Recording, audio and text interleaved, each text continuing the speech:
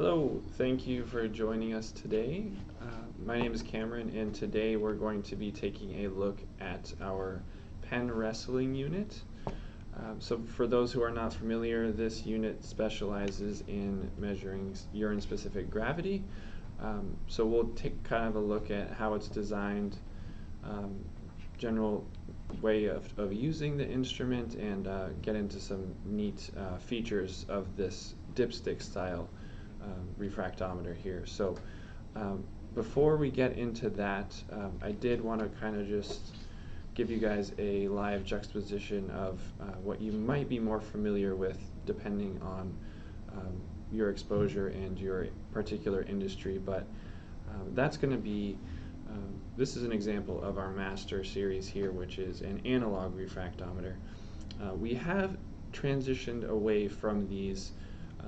We're kind of in the middle of a gradual process, but as technology has started to improve, we've gone from the older analog style to the regular digital, and in this case we could even see, maybe a step up from the regular digital in that it's got the dipstick style, which we'll get into a little bit more. But basically what you're looking at with this is just a more compact instrument and allowing for maximum efficiency with your readings. So just to quickly review here, the general methodology in using a refractometer, especially with this type, is you're going to take your sample, and there are special scales you can have, whether it is urine that you're looking at, or if you're looking at something like a jam or a soup or whatnot, that is going to go onto this sample stage here.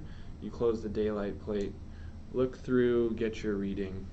So that is going to involve subjectivity to a degree, because you have to physically look through, find where that line is, and report the reading.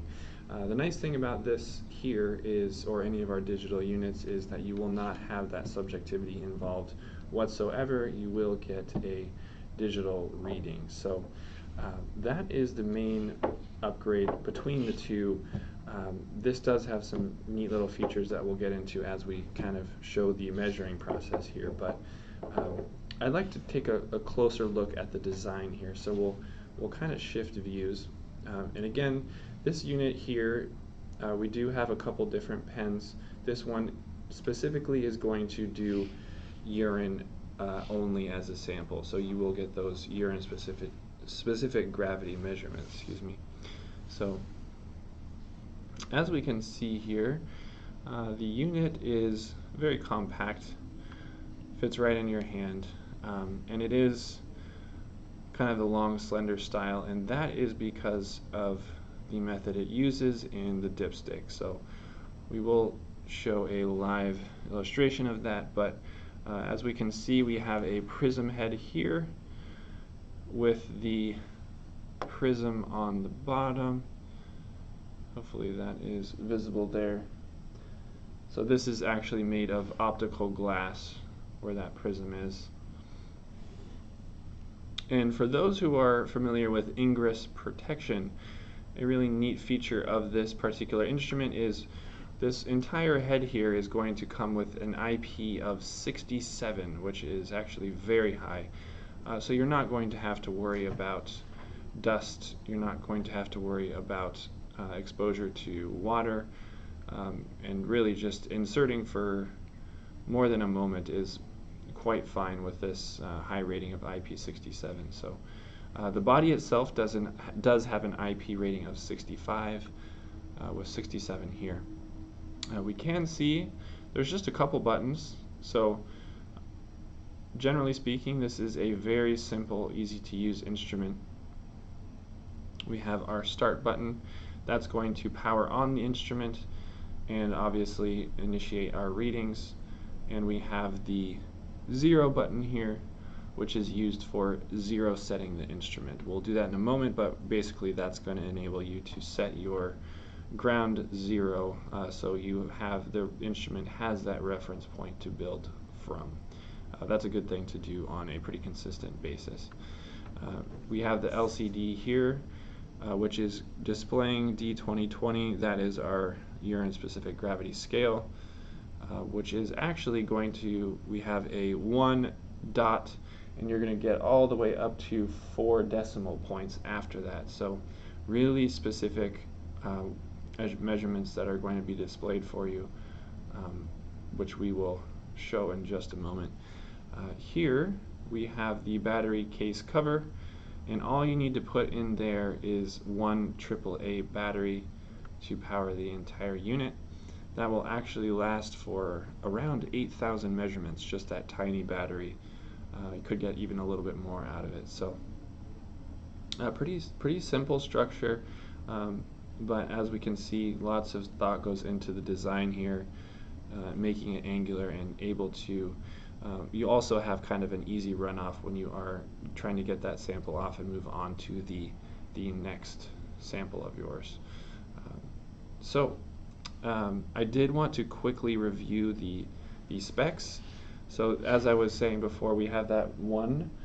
We go from 1.0000, that's 4 zeros, all the way up to 1.0600. So you're essentially getting the full urine-specific gravity range. It's also going to come with an accuracy level of plus or minus 0.0010. So as you can tell, there's lots of zeros in there, but this is a very accurate, highly specific instrument in delivering those readings. So you are going to be covered there. There is also what's called ATC, automatic temperature compensation, and that's going to cover from 10 to 35 degrees Celsius. Now, because this is a specific sample type, you're probably not going to see too much deviation there. However, if you are dealing with a slightly cooler or warmer sample, the ATC will automatically compensate for that and reflect the right reading for you. So no other math needed or supplemental work on your part there. So really nice feature with that ATC as well. I think that about covers it for durability. I'm sorry, for the design of the instrument. If you guys did have any specific questions, feel free to kind of link those in at any point. But we will probably just get into a little bit of measuring here to give you guys a feel for it. So as I was saying, we did want to zero set the instrument. So for that, first thing I'm going to do is start to get my unit on there. We can see HHHH. This error basically indicates that the sample is out of the intended range. However, that's okay. We're not actively measuring at the moment. So we're powered on. Just got a little bit of water. You can use both tap water or distilled water. This instrument's pretty flexible in that regard. So all you really need to do is make sure you have the prism head here inserted, and you don't need to go too deep. We just want to make sure that that optical glass prism is submerged, and we can go ahead and hit our 0 button. So as we can see, very quick, just probably less than 2 seconds, we can see the blinking to indicate that it's processing, and we have that right away. So we have our 1.0000, very specific. That is our ground zero. So hypothetically, if this were a sample of a different nature, I could hit start and just get started right away. Obviously, it is going to produce the same reading that the 0 setting produced for us, and we have that set there. So once we have our sample ready to measure, do try and keep in mind that when you are cleaning off the prism, again, this is IP67, so exposure to water is totally okay. You can rinse it as needed. It actually makes it a lot more efficient, in my opinion, to do that on a consistent basis. But when you are drying it, make sure to use lint-free. That way you are removing the possibility to scratch the prism. There's a number of lint-free wipes available, but that way we're avoiding cross-contamination. So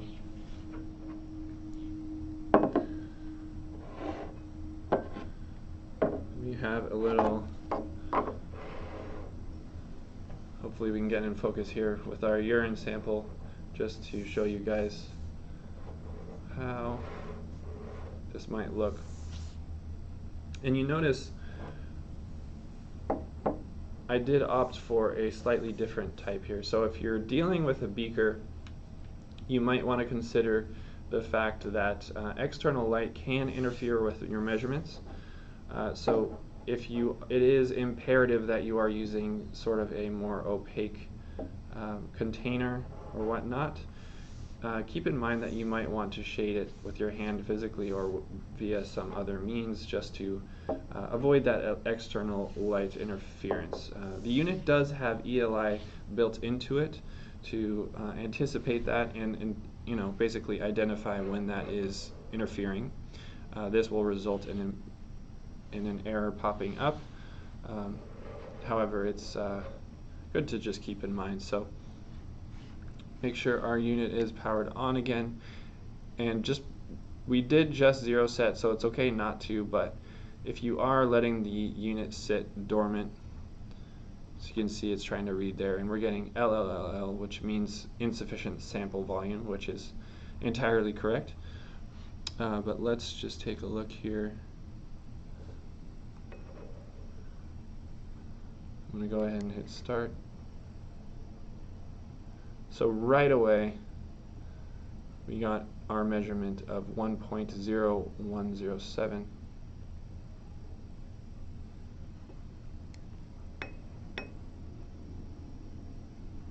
And look at that repeatability.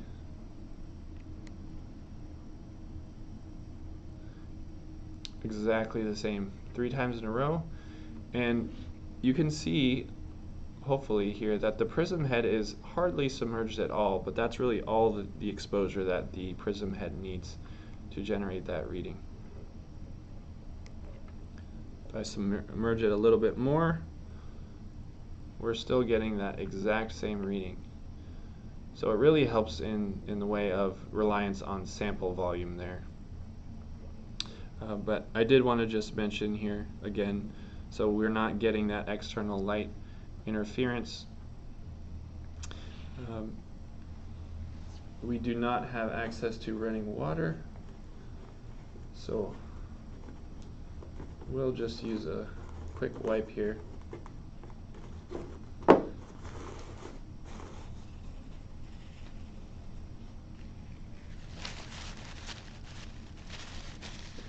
Now, going back to how I was mentioning this is dipstick style, theoretically, now you probably wouldn't want to cross-contaminate, but if we had our samples lined up, you would theoretically be able to just dip, dip, dip, dip. No need to insert onto the sample stage, close, have to clean, get things out. It's just a lot more cumbersome with this sort of style versus this, where we can just dip in, clean, dip in another one, clean. So you're saving yourself from getting exposed to these samples, and you're saving yourself time and money. So it's actually a really nice feature there. I did want to show you guys here, if we have, now sometimes the ELI is going to compete with us, being that it's the technology is too good, but you might experience, see if we can see there,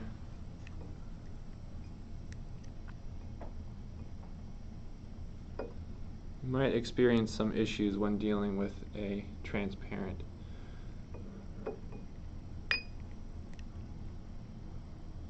Yeah, we are seeing, so not the NNNN, but we are seeing insufficient sample volume. But again, it's always good if you have the ability to just cover that up, so you are not dealing with, not battling that external light. We do have a couple other errors that you might want to keep in mind. So the LLLL is usually going to tell you when you're not fully submerging the unit, and therefore you're unable to generate a reading.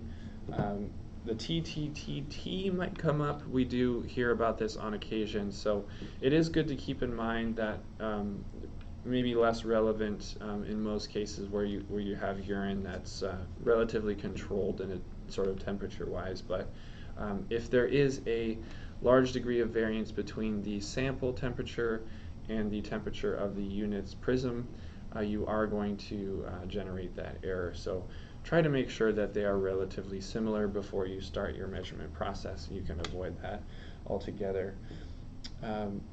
If you are seeing HHHH, that is going to tell you that you are out of measurement range. So again, this is not to be expected with urine as a sample type with any sort of frequency at all, due to how much ground this unit covers. But if you are out of that 1.060 range, you will see the HHHH come up. So we'll just see if we get any sort of consistency here. I will dilute the sample a bit and we'll see how the unit does. But I'm just going to speed things up just so we can kind of see the efficiency of the unit come into play here. So we are at, looks like 1.0070.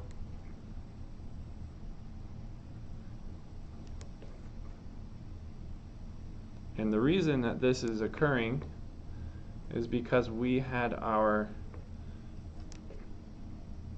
unit sitting in water and we are seeing that contamination. So always good to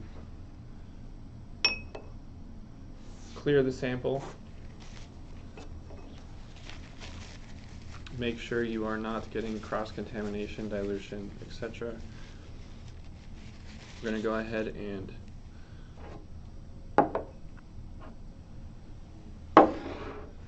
zero set.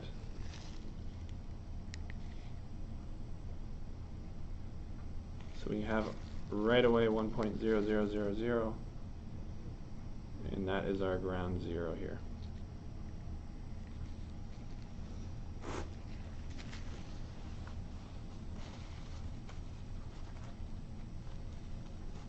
Again, there are several different types of lint-free wipes you can use. Just make sure you're not subjecting your prism to any